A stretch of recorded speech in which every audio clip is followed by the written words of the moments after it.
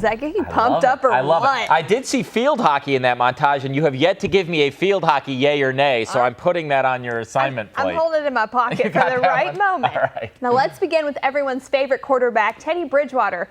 He will win the Heisman now that he has his braces off. Yay or nay? That's all it took. It doesn't matter anything else. He had the jaw surgery and the braces off, so now he's free and clear. Oh, there it is. Today is my last day. You know what? And I bet it was really hard for him to get a date, too, because nobody wants to date the starting quarterback. He's like an All-American. So now he got the braces off, though. Maybe a girl will talk to him. No, I mean, the funny thing is, I don't think he looks that different without the braces and the jaw surgery, but he does. And sometimes, what do they say? You look good, you play good, you feel good. I mean, not like he needed any more advantages, but I mean, it's got to help him. Obviously, has nothing to do with the Heisman. I'm glad he wears that helmet to protect those pretty teeth now. That's right. Now moving on, Andrew Wiggins will get Kansas to a Final Four. Yay or nay? I'm going to say yay.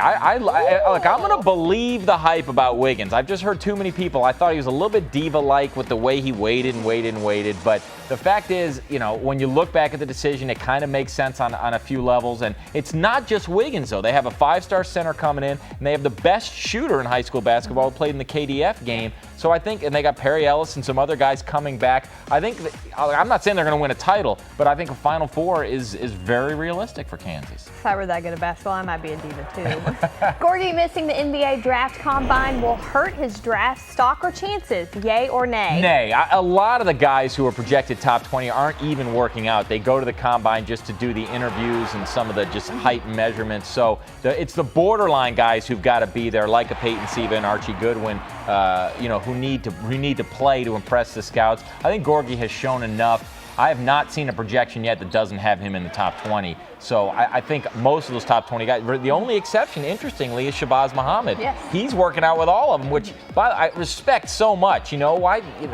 It shows you got a little confidence. Yeah. Don't take the cautious route, but nay, I don't think it'll hurt his stock. All right. Speaking of the Louisville teammate that you just said, Peyton Siva, his performance at the combine will keep him from having to buy a plane ticket to Europe. Yay or nay? That's a tough one. I'm going to say nay, and I hate to look. Peyton's obviously a great kid, got engaged this week, and he's played some great basketball. I just haven't seen the consistency over his 4 years or even over his last year. I keep going back to the Syracuse game where he had to be pulled from the game in the final 5 minutes against Syracuse. And I understand that's a good team, but if you can't make it through a college game without getting yanked against elite competition, I just find it hard to believe you're going to find a spot in the pros. I hope for his sake he does, and it wouldn't shock me. It only takes one GM, but I think he will end up in Europe. All right, this is going to be a quick one. Okay. Calipari likes his team. Yay or nay? Yay, but he could be lying because he liked his team last year, and now we realize he didn't like his team, and they only had 5 good practices. So, yeah, he likes his team. Yeah, what a shock.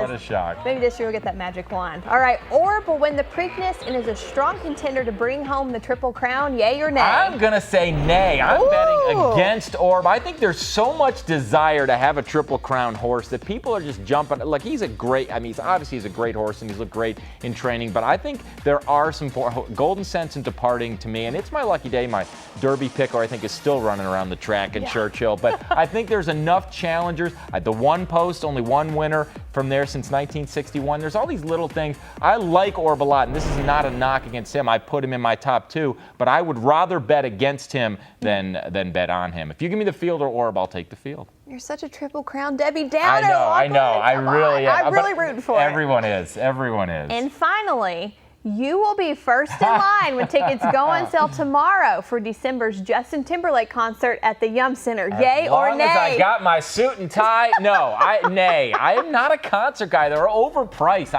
I've been to 1 or 2 concerts in my life that I thought were worth the triple digits in money that you have to pay for a concert. Although my wife did buy tickets. I'm going to the Selena Gomez concert with my little daughters later, so I'll be at a concert. But unless someone's going to buy tickets for me, nay, will I be at the Justin Timberlake. You know those are going to be pricey, but oh my gosh, they're going to sell quick. Yeah, so you're going to be there, though, front row? I was a Backstreet Boy girl, not an NSYNC girl. Okay. I still like Justin Timberlake. Yeah, he's actually very likable. I mean, you watch him on Saturday Night Live and Bring It On Down to Tater Town or whatever it is. You know, those are great.